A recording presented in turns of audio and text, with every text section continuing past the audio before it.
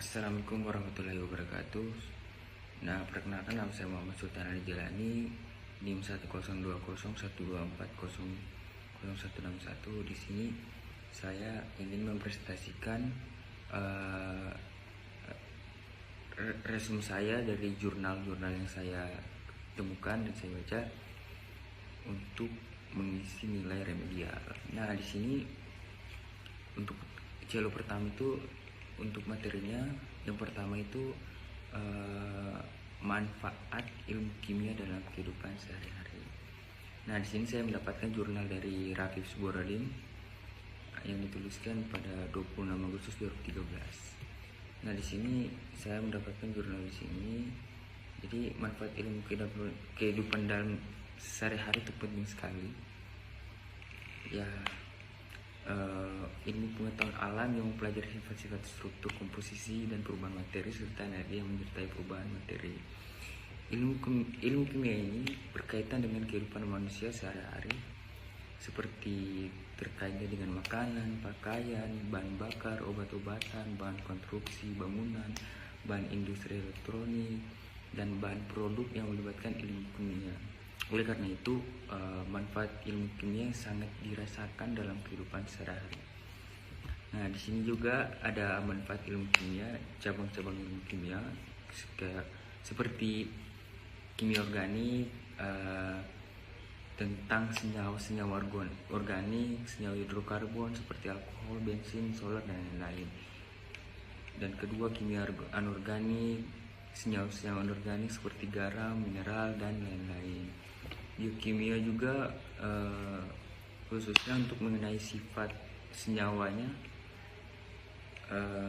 hasil dari perubahannya, yang dipelajari untuk meliputi karbohidrat, protein, lemak, vitamin, enzim, hormon, dan lain-lain.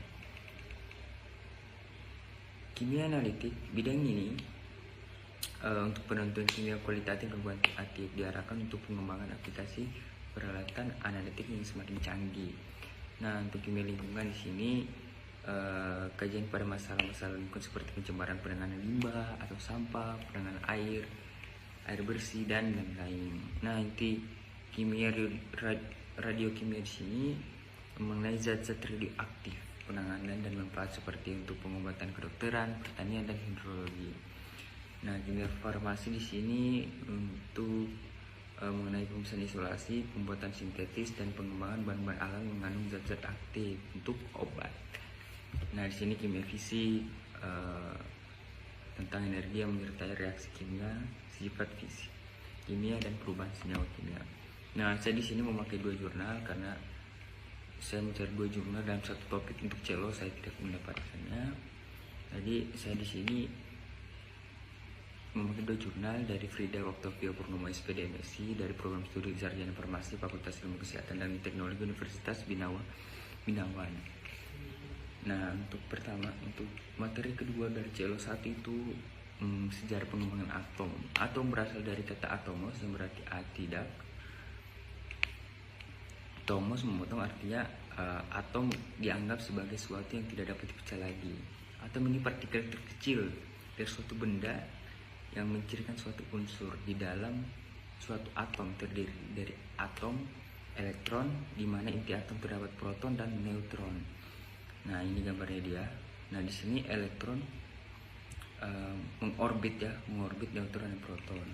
Nah, proton merupakan partikel dasar yang bermuatan positif, neutron adalah partikel dasar yang bermuatan netral, sedangkan elektron adalah partikel yang membawa unit dasar yang bermuatan listrik negatif yang ditemukan sekeliling inti atom. Nah, di sini elektron berputar mengelilingi inti atom, disebut orbital. Itu dia. Nah, di sini ketika atom menerima sejumlah elektron, maka atom tersebut akan bermuatan negatif. Dia melepas dan menerima elektron. Beberapa perkembangan modelan atom. Yang pertama itu dari teori atom Dalton, dikenal sebagai pencetus teori atom modern. Dalton menjelaskan bahwa atom berbentuk bulat seperti bola pecah, bulat padat, ya, yang kaya neutron dan proton. Nah, kedua teori Thomson dikenal dengan sebagai roti Kimsis ya roti yang di dalamnya itu kayak ada biji-biji seperti ilustrasi yang sebagai materi berbentuk bola bermuatan positif, dan di dalamnya tersebar elektron dan elektron. Nah, yang ketiga itu atom. Rutherford disebutkan bahwa sebagian besar atom terpusat di suatu daerah yang disebut inti atom bermuatan positif. Sebagian besar volume atom adalah ruang kosong. Nah, yang keempat itu atom Bohr. Bohr menggambarkan atom seperti suatu sistem dalam planet tata surya, matahari mengorbit bumi mengorbit matahari kalau tidak salah. Nah, yang kedua itu dalam CO1 ada materi tabel periodik. Nah, tabel periodik merupakan tabel yang menyusun unsur kimia berdasarkan nomor atom yang mencerminkan jumlah proton dan dalam inti atom. Nah, tabel ini memudahkan pemahaman tentang unsur-unsur kimia yang sangat banyak dan beragam sifatnya. Nah, di sini periode. Nah, periode di sini memiliki 7 periode berdasarkan tingkat energi atom yang memiliki. Periode 1 memiliki jumlah unsur terkecil yaitu 2, sedangkan jumlah terbesar pada periode dengan 30 unsur. Nah, di sini juga dalam tabel periodik ada golongan periode basis horizontal.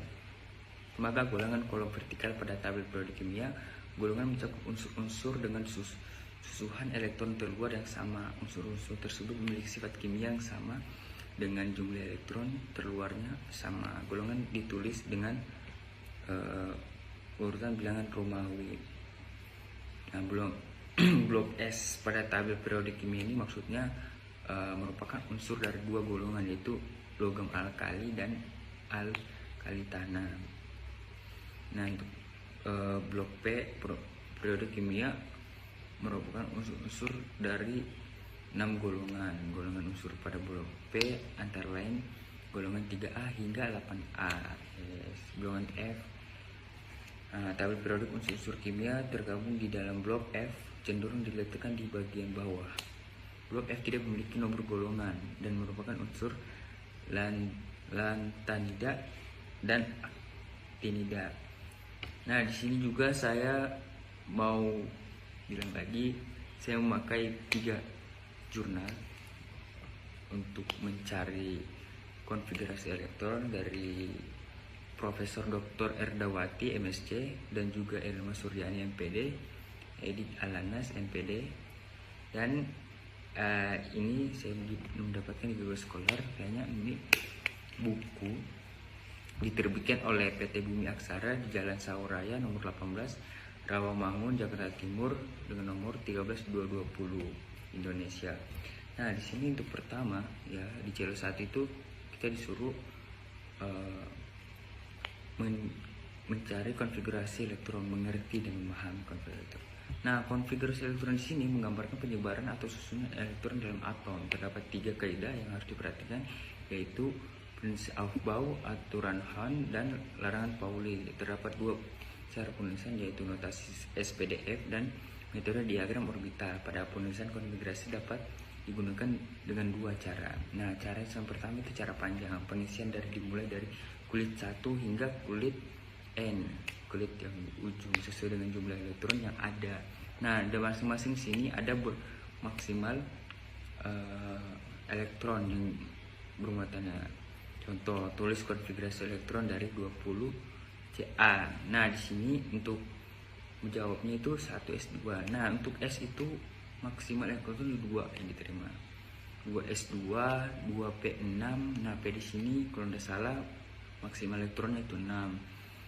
Nah, mengulang lagi di 3s2, 4s2.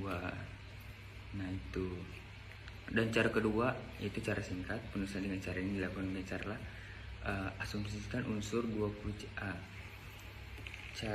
Cari atom gas mulia yang umurnya atomnya di bawah 20. Dan B, tentukan konfigurasi elektronnya. Nah, ini sesuai dengan jurnal. Saya mengikuti dari jurnal.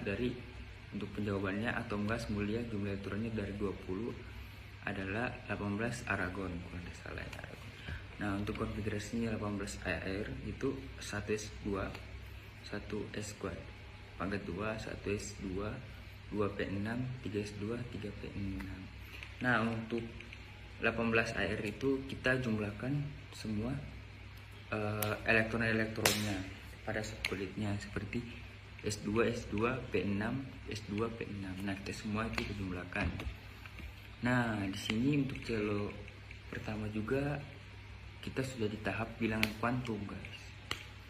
Nah, bilangan kuantum di sini dalam mekanika kuantum untuk menyatakan posisi suatu orbital ditentukan oleh 4 bilangan kuantum, yaitu kuantum pertama itu N menunjukkan kulit tempat elektron diberi nama kulit K, L, M dan seterusnya sampai kulit Q atau Q. Nah, untuk bilangan kuantum azimut yang pertama menyatakan subtingkat energi tempat elektron berada yang menyatakan bentuk orbital subkulit diberi nama SPDF. Nah, itu dia. Bilangan kuantum magnetik M1 atau M menyatakan orbital khusus yang ditempat elektron pada subkulit. Nah, bilangan keempat kuantum spin MS atau S yang menggambarkan arah berputarnya elektron dalam satu orbital. Terdapat 2 bilangan kuantum spin, yakni spin up dengan nilai 1/2 dan spin down min 1/2. Nah, sekian dari saya. Terima kasih. Wassalamualaikum warahmatullahi wabarakatuh.